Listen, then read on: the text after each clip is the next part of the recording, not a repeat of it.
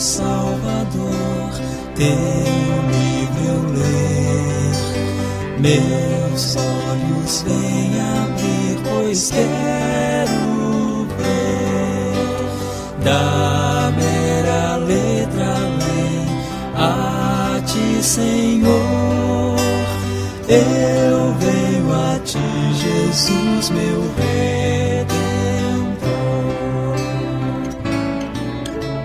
À beira-mar, Jesus, partiste o pão, satisfazendo ali a multidão.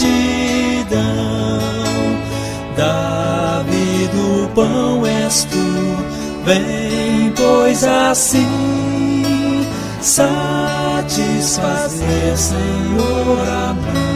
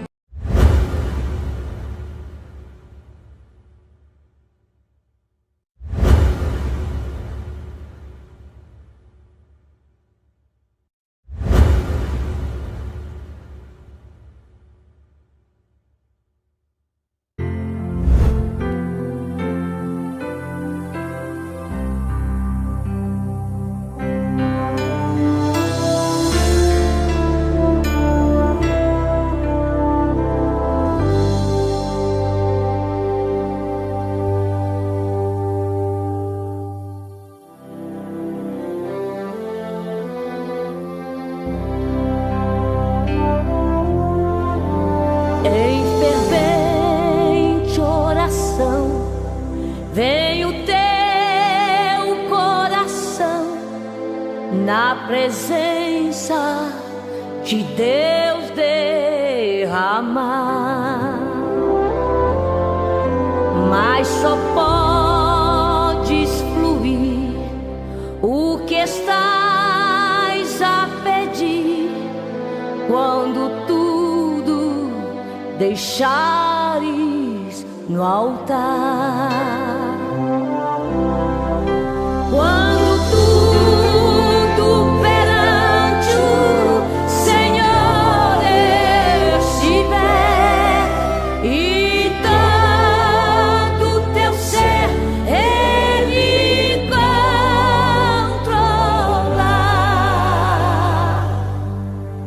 Só então hás de ver que o Senhor tem poder quando tudo deixares no altar.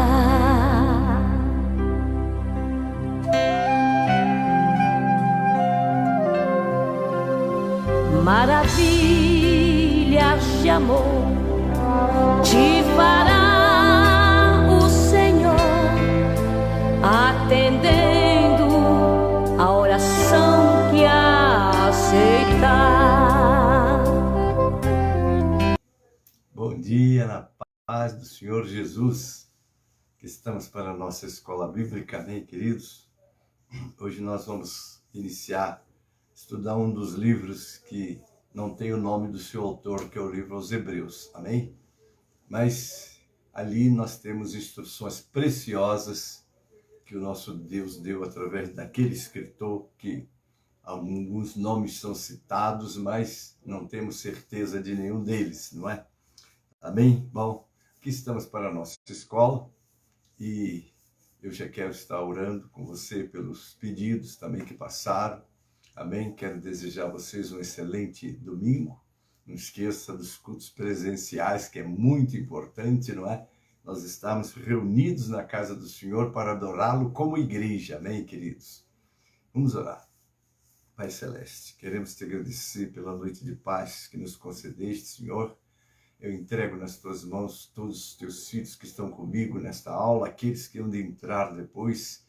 Já quero te pedir a tua bênção, se algum pedido de oração, se algum clamor chegar ou for anotado, o pedido de oração, já quero estar te apresentando, Pai, pedindo a tua intervenção, a tua resposta, porque tu és um Deus que responde às nossas orações. Quero entregar nas tuas mãos também, ó Senhor, nosso caderno de oração com todos os pedidos. Abençoa essa escola, abençoa teus filhos que estão comigo, Assim, Pai, eu oro e já te agradeço, em nome de Jesus, para a glória do Senhor Jesus. Amém e amém. Queridos, nós vamos abrir, como sempre, a nossa escola com o 545 do Cantor Cristão. Este louvor é o louvor da abertura das nossas escolas. Amém? 545 do Cantor. Amém? Vamos louvar?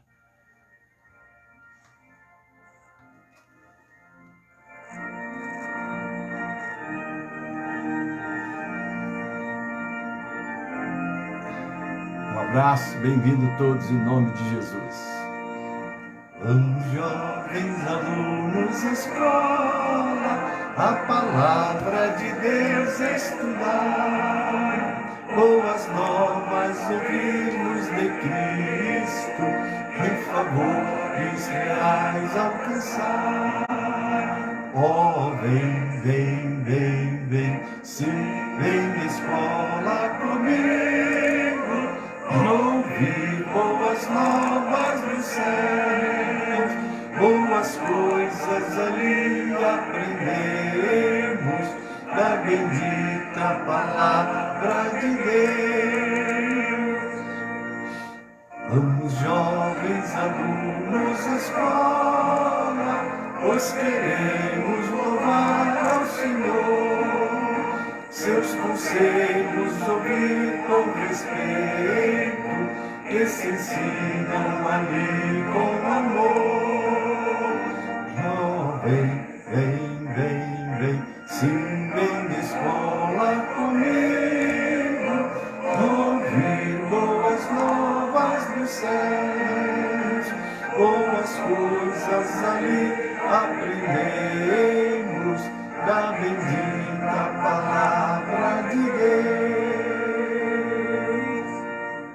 Ó Jesus, ser presente na escola, inspirando no santo poder, e que sempre descubra que feito, muito fruto possamos colher.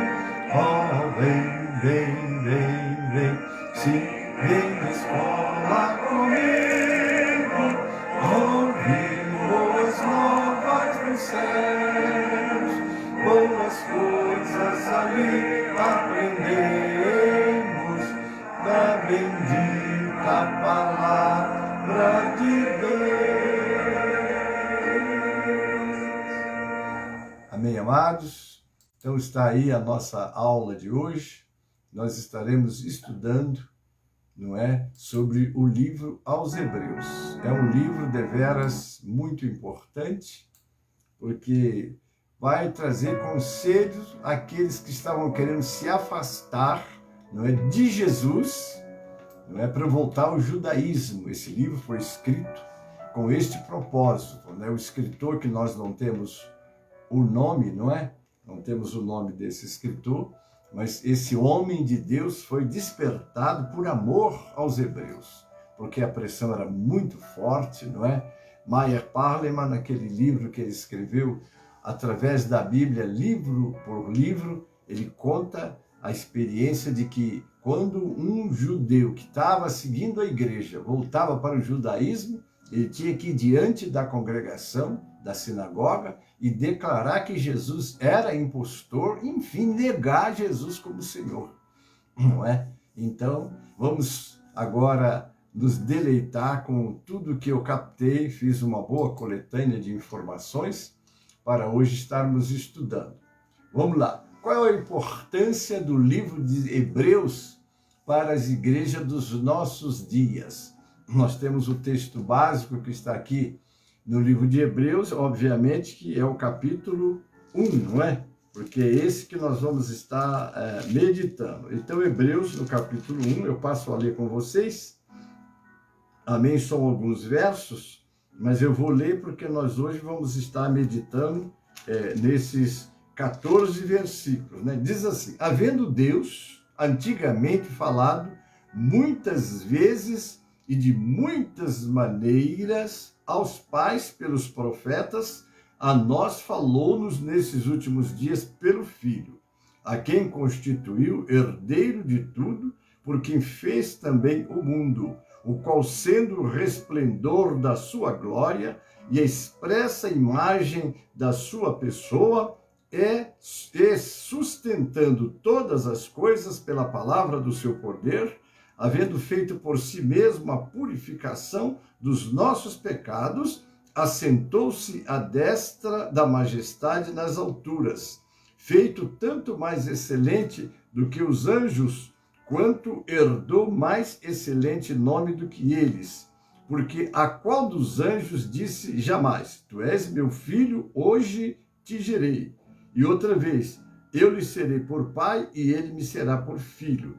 E quando outra vez introduz do mundo o primogênito, diz: E todos os anjos de Deus o adorem.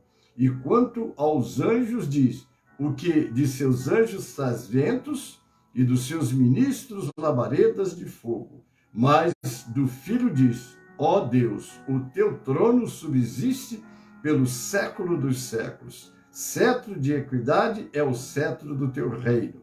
Amaste a justiça e aborreceste a iniquidade. Por isso, Deus, o teu Deus, te ungiu com óleo de alegria, mais do que a teus companheiros. E tu, Senhor, no princípio fundaste a terra, e os céus são obras de tuas mãos. Eles perecerão, mas tu permanecerás. E todos eles, como roupa, envelhecerão, e como um manto os enrolarás, e como um vestido se mudarão. Mas tu és o mesmo, e os teus anos não se acabarão. E quando os anjos disse jamais: Assenta-te à minha direita, até que eu ponha os teus inimigos por escabelo de teus pés. Não são, porventura, todos eles espírito ministradores enviados para servir a favor daqueles que hão de herdar a salvação? Então, aqui está o nosso texto básico. Agora, vamos para o texto devocional. Tem Romanos 15, do versículo 4 ao versículo 6. Romanos, capítulo 15, do 4 ao 6. Eu passo a ler. Porque tudo que dantes foi escrito, para nosso ensino foi escrito, para que, pela paciência e consolação das Escrituras, tenhamos esperança. Ora, o Deus de paciência e consolação vos conceda o mesmo sentimento uns para com os outros, segundo Cristo Jesus, para que concordes a uma boca, glorifiqueis ao Deus e Pai de nosso Senhor Jesus Cristo. E o nosso texto de ouro, como se chama de texto áureo, né? Está lá em Hebreus capítulo 1, versículo 1, que diz: Havendo Deus, antigamente, falado muitas vezes e de muitas maneiras aos pais pelos profetas, a nós falou-nos nestes últimos dias pelo Filho. Amém? Então, toda instrução que nós temos, não é, foi o próprio Senhor Jesus que deixou para a sua igreja, a quem constituiu a sua porta-voz para este mundo. Amém? Mas vamos à introdução. Eu tenho uma introdução um pouco longa, não é? Mas é para nós estarmos trazendo alguns esclarecimentos para vocês que estão comigo nesta aula. Deus abençoe a todos, a paz do Senhor, um abraço do pastor Gênesis, amém? Vamos lá. No livro de Hebreus, o autor mostra como Jesus é a revelação final do amor e da misericórdia de Deus e é digno de nossa devoção. Esta epístola faz parte do Novo Testamento e foi escrita por volta de 65 depois de Cristo, destinada a cristãos que eram judeus de nascença, por isso recebe o nome de Epístola aos Hebreus. Há muito tempo Deus falou muitas vezes e de várias maneiras aos nossos antepassados por meio dos seus profetas, mas nestes últimos dias falou-nos por meio do Filho, a quem constituiu herdeiro de todas as coisas e por meio de quem fez o universo. Na época, eles estavam sendo, quer dizer, os judeus, aqueles que se tornaram cristãos e que estavam na igreja, eles estavam sendo perseguidos e havia grande pressão para que abandonasse a fé cristã e voltar à região dos seus antepassados. Então era voltar ao judaísmo, né? Alguns estudiosos acreditam, quer dizer, dão como que escreveu essa epístola a Lucas, outros indicam Apolo, outros Barnabé, também outros ainda falam em Silas, Filipe, Paulo, ou mesmo o casal cristão Áquila e Priscila. Ao longo de 13 capítulos, este livro é direcionado aos que seguiam a Cristo, aos que eram incrédulos, porém tinham conhecimento e alguma aceitação da doutrina, e ainda ao grupo de incrédulos que tinham sido chamados a entregar suas vidas a Cristo, mas optaram por rejeitá-lo. Então vem até aquela instrução: como escaparemos nós se negligenciarmos tão grande salvação, né? A qual, tendo sido anunciada inicialmente pelo Senhor, foi-nos depois confirmada pelos que a ouviram. O livro de Hebreus foi escrito para exortar os cristãos que estavam correndo risco de abandonar sua fé em Cristo. Lá em Hebreus 6,4 tem esse relato. Pelo relato do livro, sabemos que eles estavam desanimados. E lá em Hebreus 12 e 13, alguns deles já tinham até deixado de assistir os cultos da igreja, né? Está lá em Hebreus 10, 25, quando são alertados, não deixando de congregar como é costume de alguns. Estava acontecendo isso, né? Estes irmãos provavelmente são judeus que tinham se convertido ao cristianismo e, por causa da perseguição, estavam pensando em abandonar a fé e voltar ao judaísmo. O autor de Hebreus adverte que, se fizessem isto, eles se tornariam inimigos de Cristo e, por assim dizer, estariam crucificando outra vez o Filho de Deus. Está lá registrado em Hebreus 6,6. O autor sabe que seus leitores ainda não tinham negado a Cristo, está lá em Hebreus 6, 9 a 12, mas enxerga melhor do que eles o grande perigo que correm, não é? Porque deixar Jesus para abraçar alguma coisa que está mais atraente, precisamos tomar muito cuidado, né? Mas, afinal, quem foi o autor deste livro? Eu estou aqui com uma sessão só tratando deste assunto.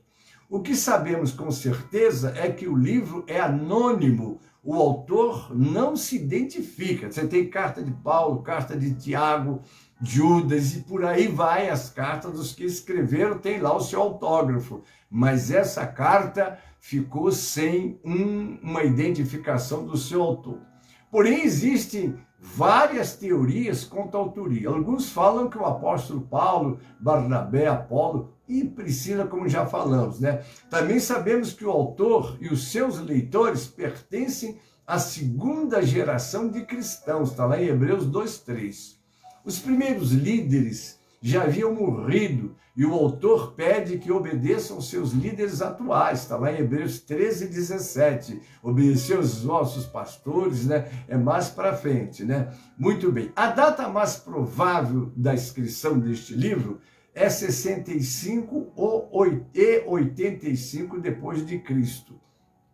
Os pais da igreja, em geral, são nossa grande referência quanto à historicidade dos eventos bíblicos. Porém, quanto à autoria de Hebreus, eles não oferecem um testemunho unânime ou convincente. Vamos citar alguns dos pais da antiguidade. Tertuliano, que está lá do ano 160 a 220 depois de Cristo, afirma que Barnabé foi quem o escreveu. Vamos lá. Apesar da pouca evidência para esta conclusão, é plausível acreditar na autoria de Barnabé. Afinal, ele é um contemporâneo do apóstolo Paulo, com um grande ministério, e recebeu o nome que significa Filho da Consolação, não é? O nome dele, né? Vamos lá. E ainda mais, está lá em Atos 4:36. Logo, ele poderia ser responsável pela presente palavra de exortação que está em Hebreus 13:22. Sendo levita, certamente se interessava mais sobre os rituais sacrificiais, né? Sendo judeu de Chipre, possivelmente teve profundo contato com os ensinos helenistas e filosóficos do judaísmo. alexandrino, com os quais tanto o escritor de Hebreus possui muita familiaridade. Então aqui nós começamos a fazer assim, ter uma ideia, mas nada que possa definir de fato que ele tenha sido o escritor. Outra questão é que se foi alguém que se converteu imediatamente após o Pentecoste, possível referência de Hebreus 2, 3, 4, foi influenciado pelo ensino de Estevão, ensino este que é persistente no livro de Hebreus. Clemente de Alexandria, que a vida dele foi de 150 a 215 depois de Cristo, e Orígenes, de 185 a 254 depois de Cristo, diziam que Paulo foi o autor. Há até Bíblias antigas que têm Hebreus, carta de Paulo aos Hebreus, né? Então não estranhe se você encontrar uma Bíblia, porque há toda essa possibilidade sem poder, não é, com consenso dizer que foi Paulo quem escreveu. Em Alexandria houve uma forte tendência, né, de ligar Paulo ao livro de Hebreus, ainda que bastante indiretamente. Clemente sugeriu que Paulo escreveu Hebreus em hebraico e Lucas traduziu para o grego. São tudo possibilidades, né? Orígenes pensava que os originais fossem do apóstolo Paulo, ainda que não a forma escrita e a linguagem final. A possível autoria paulina contribuiu muito para receber a autoridade apostólica. A falta desta autoridade poderia manter o livro de Hebreus fora do cânon sagrado. Não aconteceu, ele está na nossa Bíblia, não é? Consequente, muitas cópias vieram com o título A Epístola de Paulo aos Hebreus, como eu já citei, não é? Porém, existe forte evidência contrária à autoria paulina, a Epístola aos Hebreus, inclusive apoiada por estudiosos contemporâneos. Existem grandes diferenças de estilo entre Hebreus e as demais cartas de Paulo. Por exemplo, Hebreus apresenta Jesus como sumo sacerdote e sua obra terrena como o cumprimento de um ritual sacrificial do Antigo Testamento, o que encontra poucos paralelos nos demais escritos de Paulo. Ao mesmo tempo, muitos assuntos e argumentos recorrentes na carta de Paulo estão ausentes em Hebreus, enquanto questões semelhantes são tratadas de modos diferentes. Quanto às diferenças doutrinárias, o tratamento de fé, a visão escatológica do capítulo 12, o uso aplicado do Código Mosaico e o conceito do santuário são os principais elementos deste livro. Existe uma forte evidência interna no texto, pois Paulo sempre destaca a sua posição como apóstolo e testemunha ocular de Cristo ressuscitado. Está lá em Gálatas 1, 11 a 16, 1 Coríntios 15, 8. No entanto, o autor de Hebreus afirma que recebeu a mensagem de outros pelos que a ouviram. Então, diferencia um pouco a forma de Paulo apresentar seus escritos, né? Este último fato é, para alguns estudiosos, o argumento definitivo para descartar Paulo como autor de Hebreus. Compare Hebreus 2:3, Gálatas 1:12 e 2:8 a 9. Priscila é um nome proposto para resolver a questão. Ela, juntamente com seu esposo Áquila, instruíram a Paulo, está lá em Atos 18, 26. Mas Priscila não poderia ter escrito Hebreus, porque no original grego, em Hebreus 11, 32, o escritor usa um particípio com uma terminação masculina, quando fala de si mesmo. Certamente me faltará tempo para referir o que há a respeito de Gideão. Já nos tempos da Reforma Protestante, Martinho Lutero, 1483 a 1546 depois de Cristo, sugeriu Apolo como autor. Esta teoria tem encontrado grande apoio de estudiosos atuais. Afinal, Apolo foi educado como judeu alexandrino, era eloquente, tinha um grande conhecimento das Escrituras e agiu na mesma esfera missionária de Paulo, está lá em Atos 18, 24 a 28, o que justificaria também a autoridade apostólica da epístola. Muitos comentaristas bíblicos simplesmente reconhece que seja um autor desconhecido, mas que possuía forte influência do apóstolo Paulo. No comentário de introdução aos Hebreus da Bíblia de Jerusalém, diz que Hebreus é um escrito anônimo onde respira o espírito de Paulo. Os defensores desta autoria argumentam que o livro foi escrito sobre as ordens, direção e responsabilidade de Paulo. Porém, é um redator cujo nome não chegou a nós. Eusébio de Cesareia diz que as sentenças são do apóstolo Paulo, mas a dicção e composição das palavras são de outro qualquer que quis recordar os ditos do apóstolo e como reduzir a comentário as coisas que tem ouvido do professor. Em última análise, o mais saudável é aceitar que não existem evidências definitivas que comprove a autoria da Epístola aos Hebreus. Quando Orígenes, no século III, foi questionado sobre a autoria de Hebreus, disse: mas só Deus sabe com certeza quem escreveu a epístola. Orígenes conclui apenas que quem escreveu a epístola certamente só Deus sabe. Se estudiosos do início da era cristã, alguns que inclusive denominamos pais da igreja, não sabiam quem escreveu Hebreus, é improvável que nós saibamos mais que eles. Logo, aceitamos as evidências de que comprovam sua canonicidade e justo lugar no cânon sagrado e, ao mesmo tempo, nos conformamos em não saber a sua autoria humana. Amém, queridos? Então,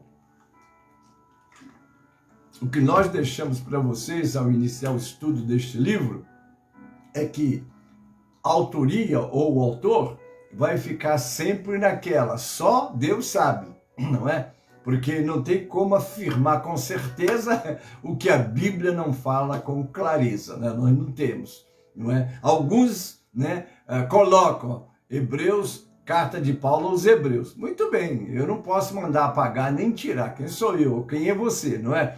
Mas nós vamos ficar com o consenso da maioria. Amém, queridos? Agora vamos aproveitar o tempo que ainda temos para estar fazendo uma reflexão verso por verso até o 13. Vamos lá, Hebreus 1.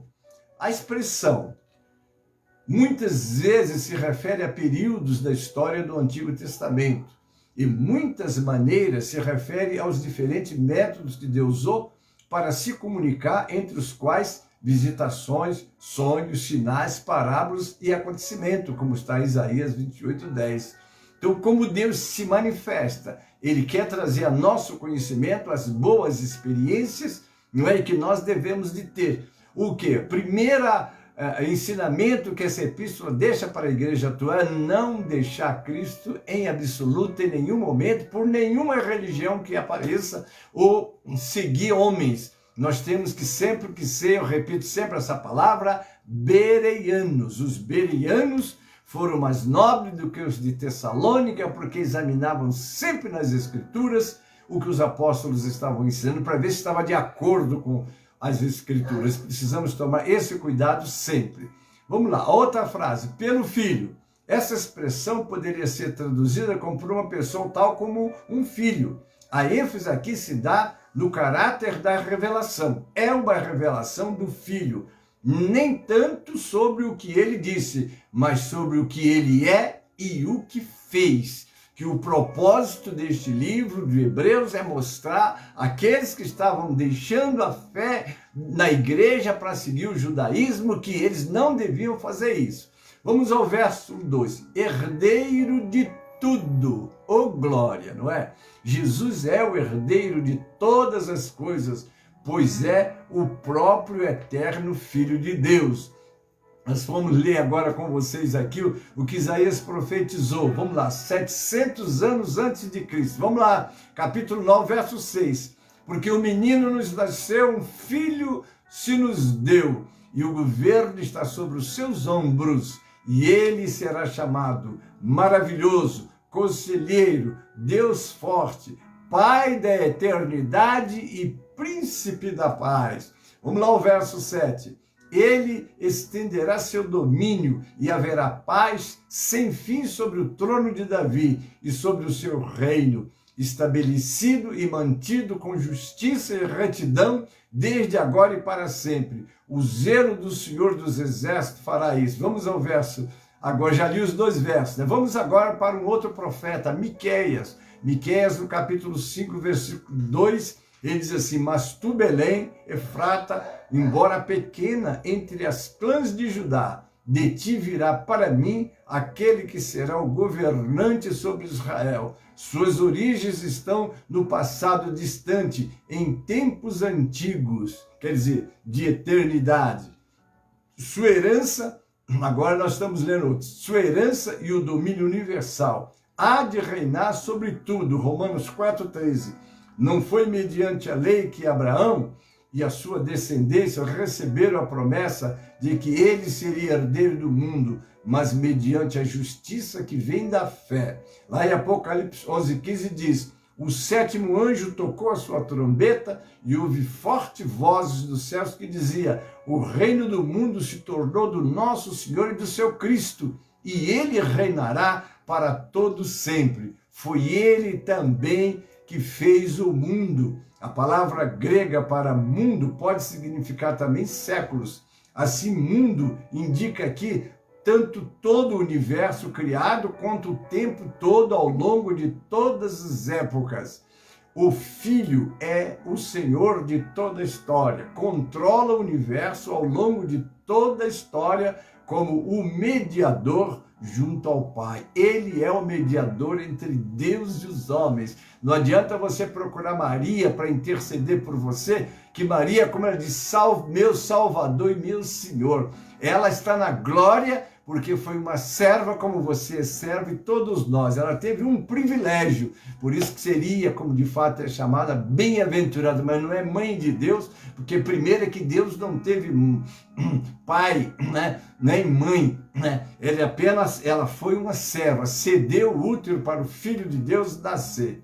Vamos lá ao verso 3. O Filho é o resplendor da sua glória, da glória de Deus. Isso significa ser o seu brilho emanado da glória essencial de Deus. Está lá em João 1,14, 2 Coríntios 4, 4 e 6. O autor de Hebreus enfatiza que esse brilho não é refletido como da luz da lua, mas sim um brilho inerente como dos raios do sol. O brilho glorioso de Jesus se deve ao fato de ele essencialmente ser divino. Ele é a luz, ele tem uma luz aonde ele produz. É tanto que quando nós formos para a eternidade, lá não precisará de sol nem luz, porque o Senhor será a luz, não é? A locução expressa, a imagem, ocorre somente nesta passagem do Novo Testamento, significando representação exata ou exata da exata natureza. Em grego, era usado para se referir à imagem gravada em uma moeda. O Filho é a representação exata de Deus, porque é o próprio Deus. Está lá em Colossenses 1,15.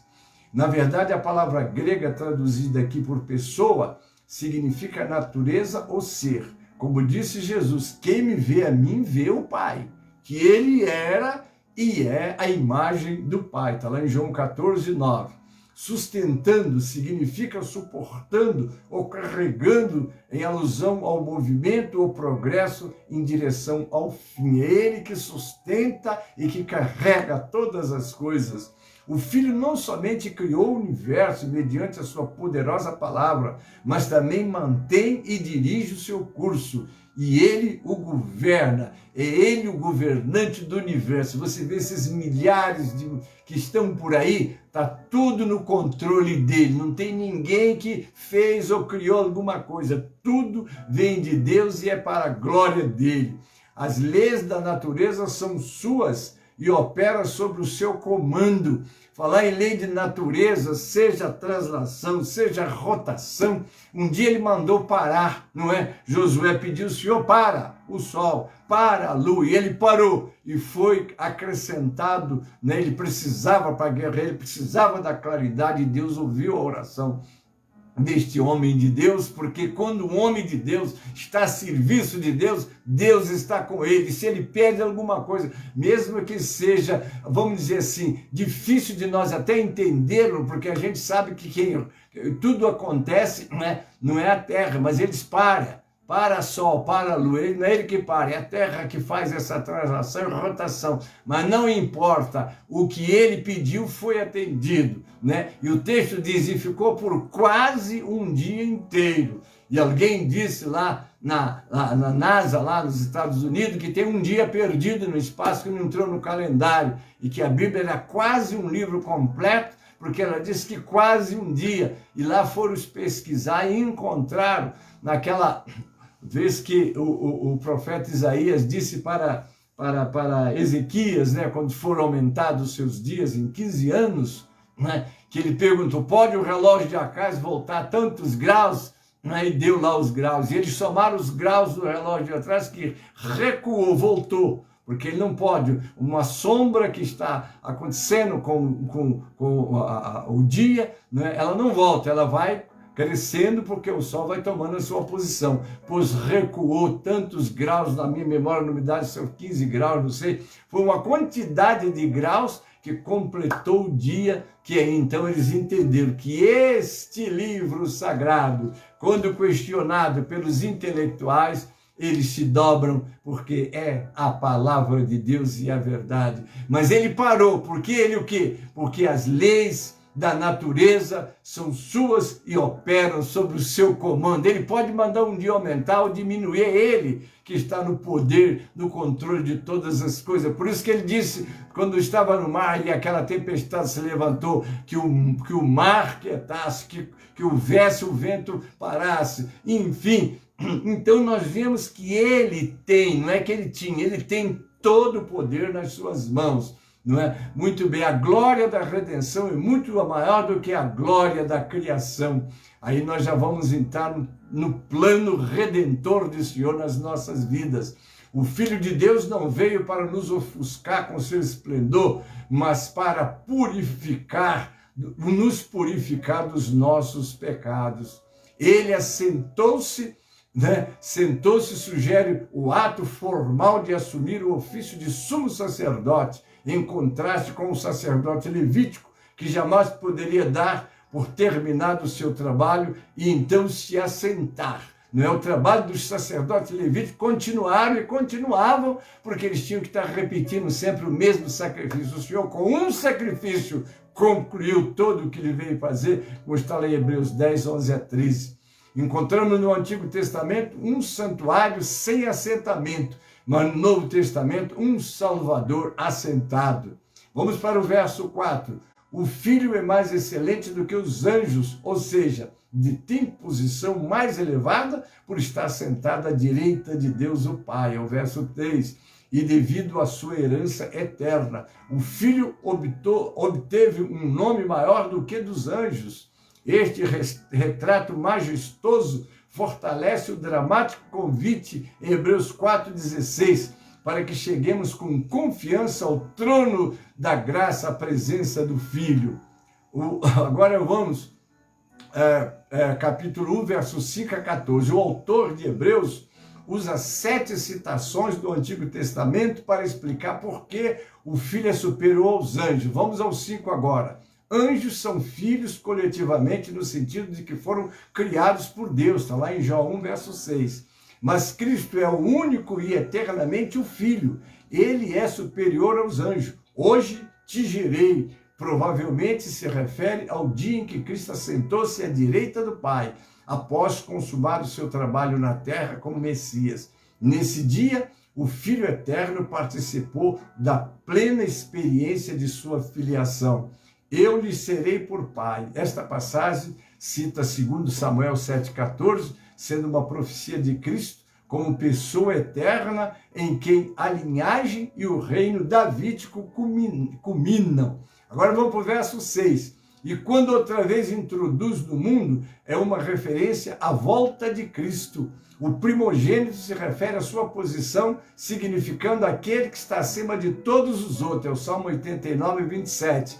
Também o nomearei meu primogênito, o mais exaltado dos reis da terra. O filho não adora, mas é adorado pelos anjos. A citação deste versículo é da versão da Septuaginta de Deuteronômio 32:46 e do Salmo 97:7, onde corretamente é usado o termo anjos no texto hebraico.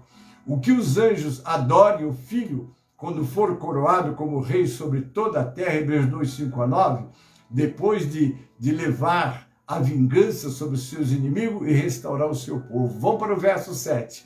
O filho é superior aos anjos porque é o soberano que é adorado, enquanto os anjos são ministros, ou sejam, servos de Deus.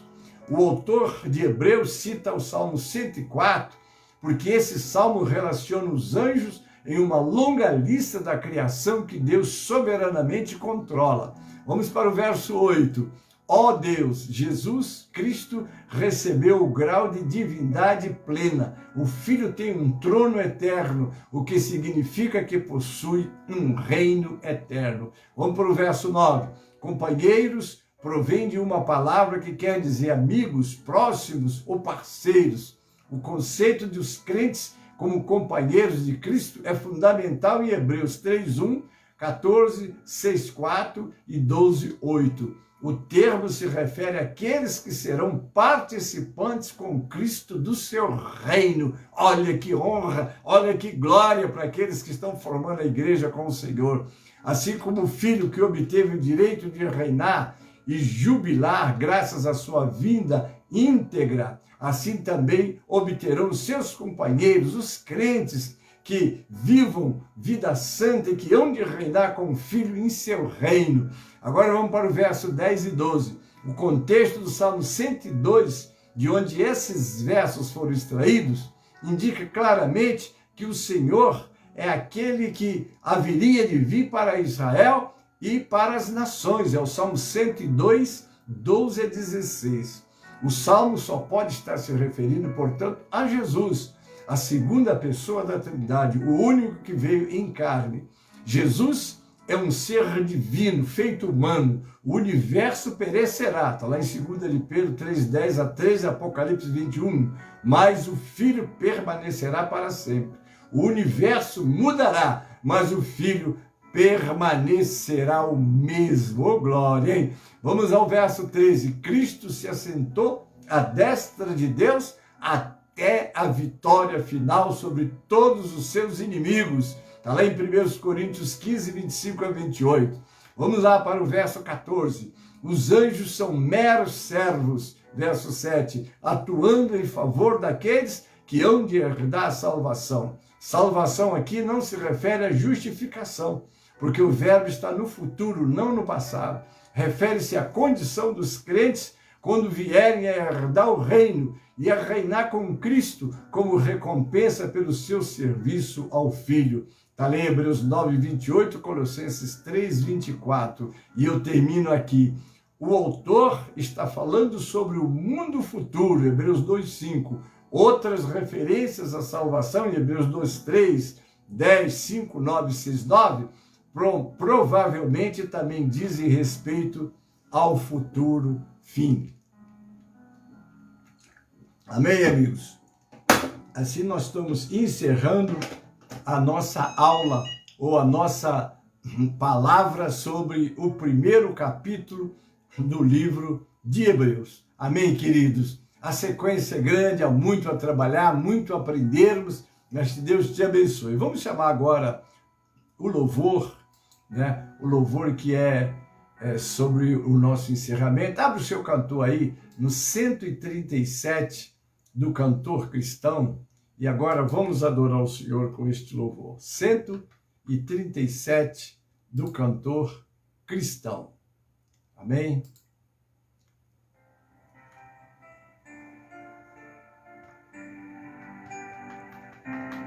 Vamos lá? Enquanto Salvador teu livro eu leio, meus olhos vêm abrir, pois quero ver da bela letra lei a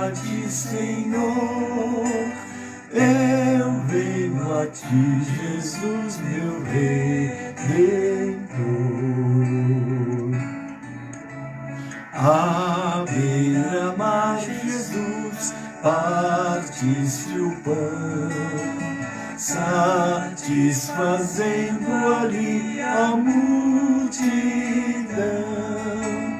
Davi do pão és tu, vem, pois assim satisfazer, Senhor, a mim. Amém, queridos? Agora vamos conhecer os nossos aniversariantes desta semana. Se fez aniversário essa semana, parabéns. Deus te abençoe, multiplique os teus anos, sobretudo na presença de Deus. E o versículo do aniversário, que é o Salmo 90, 12. Amém? Vamos recitar. Ensina-nos a contar os nossos dias, de tal maneira que alcancemos corações sábios. Amém? Quero te convidar já para o nosso clamor do meio-dia, depois das 18 horas também o clamor das 18 horas. Hoje, às 16 horas, nós temos a nossa escola bíblica, e às 18 horas nós estaremos com o nosso culto de Santa Ceia. Primeiro, a doutrina, né, com o pastor Reinaldo, e a seguir nós estaremos ministrando a Santa Ceia para o povo de Deus. Você que congrega na sede ou em qualquer congregação do Ministério de São Miguel Paulista, não esqueça que amanhã é o dia, ou melhor, hoje é o dia da Santa Ceia, né? Logo mais às 18 horas nós estaremos com a doutrina e depois já ministrando a ceia para os irmãos. Amém, queridos? Deus abençoe vocês, não é? E que em tudo o nome do Senhor seja glorificado nas nossas vidas. Agora nós vamos orar para encerrar. Deus te abençoe e te dê uma excelente semana. E não esqueça de congregar, como está lá no 10:25 de Hebreus, que eles estavam abandonando Jesus, né? Mas às vezes nós também começamos a abandonar Jesus, nos afastando da casa de Deus. Não deixe congregar como é costume de alguns. Amém? Vamos orar. Pai Celeste, quero te agradecer por essa escola, Pai, e tudo que pudemos aprender sobre o livro de Hebreus. Abençoe que no estudo desse livro muito possamos alcançar e nos preparar para estarmos mais juntos do Senhor Jesus e não deixarmos o Senhor por nada nem por ninguém, Pai. Muito obrigado. Agora, pelos aniversariantes, nós te agradecemos por mais um ano. Multiplica os seus anos na tua presença, Pai. Abençoe todos que estão conosco nesta aula. Aqueles que pediram oração, já estou te pedindo de novo que responda o clamor de cada um, Pai. E qualquer necessidade que apareceu e que foi colocado, que o Senhor possa intervir por misericórdia. Assim eu oro, Pai, com ação de graças, em nome de Jesus, para a glória do Senhor Jesus. Amém e amém. A graça do Senhor Jesus e o amor de Deus, o nosso Pai, a comunhão e as consolações do Espírito Santo, seja convosco, amados, e com todo o povo de Deus que está na terra. Amém e amém.